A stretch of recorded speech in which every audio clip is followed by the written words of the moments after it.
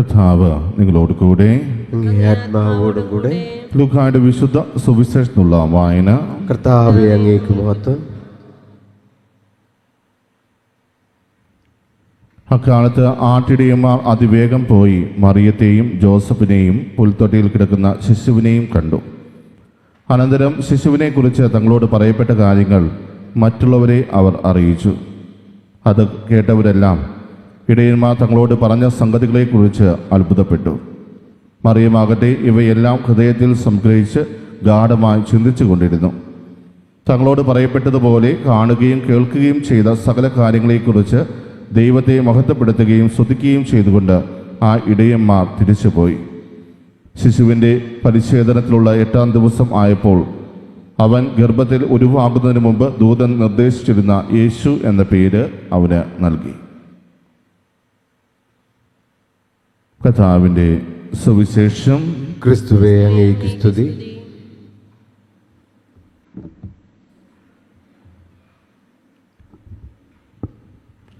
മിശിഹായിൽ എത്രയും സ്നേഹമുള്ളവരെ, ഇന്ന് തിരുസഭാ മാതാവ് പരിശുദ്ധ കന്യകാ മറിയത്തിൻ്റെ ദൈവമാതൃത്വത്തെ തിരുനാൾ കൊണ്ടാടുകയാണ്. അതുപോലെ ഇന്നേ ദിവസം തിരുസഭ യേശു എന്ന നാമത്തിൻ്റെ തിരുനാളായും കൊണ്ടാടുകയാണ്. കാരണം 8-ാം ദിവസം എല്ലാ യഹൂദരെയും ചെയ്യുന്നത് പോലെ പരിച്ഛേദനത്തിൻ്റെ ആ കർമ്മത്തിൽ അവന് ഏത് പേരാണോ നൽകപ്പെടാൻ നിർദ്ദേശിച്ചിരുന്നത് ആ പേര് നൽകി എന്നാണ് തിരുവചനം നമ്മോട് പറയുക. അങ്ങനെ യേശു എന്ന നാമം നൽകപ്പെട്ടതിൻ്റെ തിരുനാളായി കൂടി ഇന്നേ ദിവസം നമ്മൾ ആഘോഷിക്കുന്നു. മാത്രമല്ല ഇന്നേ ദിവസം നമ്മുടെ എല്ലാവർക്കും അറിയാവുന്നതുപോലെ പുതുവത്സരത്തിലേക്ക് നാം പ്രവേശിക്കുകയാണ്. അതുകൊണ്ട് സഭ ഇന്ന് സമാധാനത്തിൻ്റെ തിരുനാളാടി കൊണ്ടാടുകയാണ്. യേശുനാഥൻ സമാധാനത്തിൻ്റെ രാജാവായും പരിശുദ്ധ കന്യകാ മറിയം സമാധാനത്തിൻ്റെ രാജ്ഞിയുമായും ഈ തിരുസഭ ഇന്ന് എടുത്തു കാണിക്കുന്നു. അതോടൊപ്പം തന്നെ ഇന്ന് ഈ എല്ലാ ലോക രാജ്യങ്ങളുടെയും സമാധാനത്തിന് വേണ്ടി പ്രത്യേകം പ്രാർത്ഥിക്കണമെന്ന ഒരു ആഹ്വാനം കൂടി തിരുസഭ നമുക്ക് നൽകുന്നുണ്ട്. പ്രിയമുള്ളവരെ, ഒരു പുതുവത്സരം പരിശുദ്ധ അമ്മയോടുകൂടെ ആഘോഷിക്കുമ്പോൾ നമ്മുടെ എല്ലാവരുടെയും ജീവിതത്തിൽ അത് വലിയൊരു അനുഗ്രഹമാണ്. അതുകൊണ്ടായിരിക്കാം പോൾ 6-ാമൻ മാർപ്പാപ്പ 1970 ഈ ഒരു തിരുനാൾ ജനുവരി 1 തന്നെ ആഘോഷിക്കണമെന്ന് നിർദ്ദേശിക്കുന്നത്.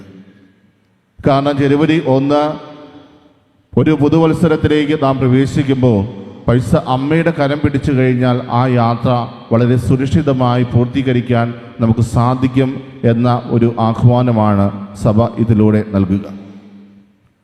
ഇസ്രായേൽ ജനത എപ്രകാരമാണ് തങ്ങൾക്ക് വാഗ്ദാനം ചെയ്യപ്പെട്ട കാനാൻ ദേശത്തേക്ക് പോയത് എന്ന് നമുക്കറിയാം. അവർ തങ്ങളുടെ മരുഭൂമിയിലൂടെയുള്ള യാത്രയിൽ വാഗ്ദാന പേടവും വഹിച്ചുകൊണ്ടാണ് യാത്ര ചെയ്തിരുന്നത്. അതിൽ ദൈവത്തിൻ്റെ സാന്നിധ്യമുണ്ട് എന്ന് അവർ ഉറച്ചു വിശ്വസിച്ചു. അതുകൊണ്ട് തന്നെ അവരുടെ യാത്രയിൽ ശത്രുക്കളെയെല്ലാം പരാജയപ്പെടുത്തുവാൻ അവർക്ക് സാധിച്ചു.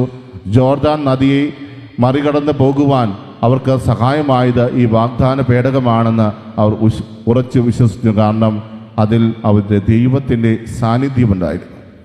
അതുപോലെ തന്നെ പരിശുദ്ധ കന്യകാമറിയത്തെ പിന്തുടരുന്ന നമ്മുടെ ജീവിതത്തിലും പുതിയ നിയമത്തിൻ്റെ വാഗ്ദാന പേടകം എന്നാണ് മറിയം അറിയപ്പെടുന്നത് എന്ന് തിരിച്ചറിയുക.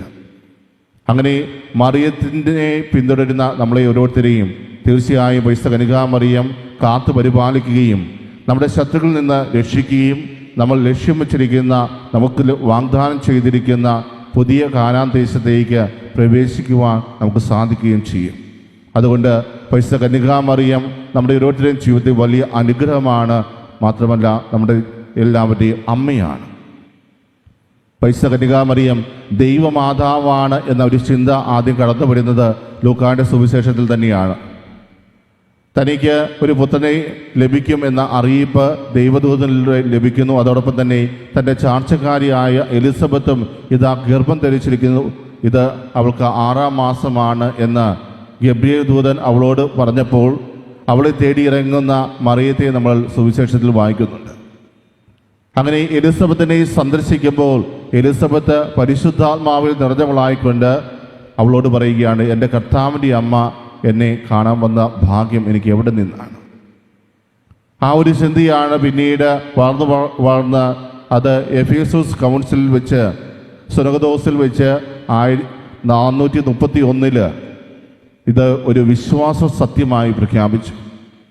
എന്നാൽ മറിയം ദൈവമാതാവാണോ എന്നൊരു ചോദ്യത്തെക്കുറിച്ച് വളരെ വിവാദമായ ഒത്തിരിയേറെ ചർച്ചകൾ നടക്കുകയുണ്ടായി.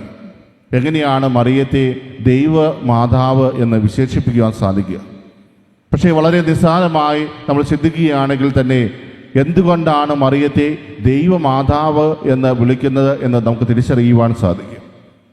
ത്രിത്വത്തിലെ രണ്ടാമത്തെ ആളായ ദൈവപുത്രൻ്റെ അമ്മ എന്ന സ്ഥാനമല്ല അതിലൂടെ സഭ അവൾക്ക് നൽകുന്നത്. മറിച്ച് യേശുക്രിസ്തു ദൈവമാണോ എന്നൊരു ചോദ്യം ചോദിക്കുകയാണെങ്കിൽ നമ്മളെല്ലാവരും ഉറക്കെ ഉത്തരം പറയും, അവൻ ദൈവമാണ്.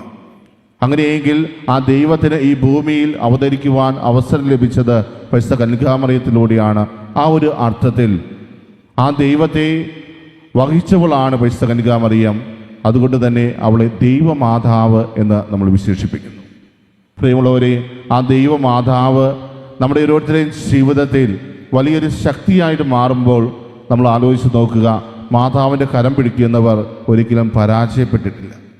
അതുകൊണ്ടാണ് വിശുദ്ധ ബെർണാഡ് എത്രയും ദയുള്ള മാതാവ് എന്ന ആ മനോഹരമായ പ്രാർത്ഥന നമ്മുടെ മുമ്പിൽ അവതരിപ്പിക്കുക.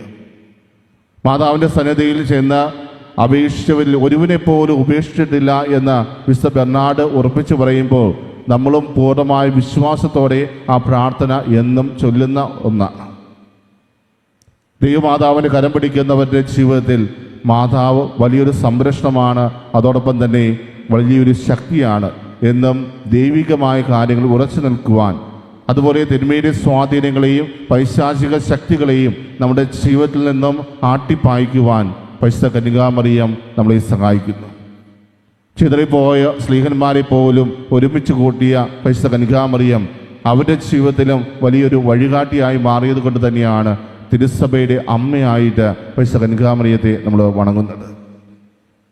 പ്രിയമുള്ളവരെ, കാൽവരി മലയിൽ വെച്ച് തൻ്റെ പ്രിയപ്പെട്ട ശിഷ്യന് ഇതാ നിന്റെ അമ്മ എന്ന് പറഞ്ഞ കർത്താവ് ഏൽപ്പിച്ചു കൊടുക്കുമ്പോൾ അതുവഴി ഈ ലോകത്തിൻ്റെ മുഴുവൻ അമ്മയായി തീർന്നവളാണ് പരിശുദ്ധ കന്യകാമറിയം. അതുകൊണ്ട് ഇന്ന് പരിശുദ്ധ കന്യകാമറിയത്തിൻ്റെ ദൈവമാതൃത്വ തിരുനാൾ നമ്മൾ കൊണ്ടാടുമ്പോൾ നമ്മുടെയും അമ്മയാണ് അവൾ എന്ന ബോധ്യത്തിൽ അമ്മയുടെ മാധ്യസ്ഥ സഹായം നമുക്ക് നേടാം.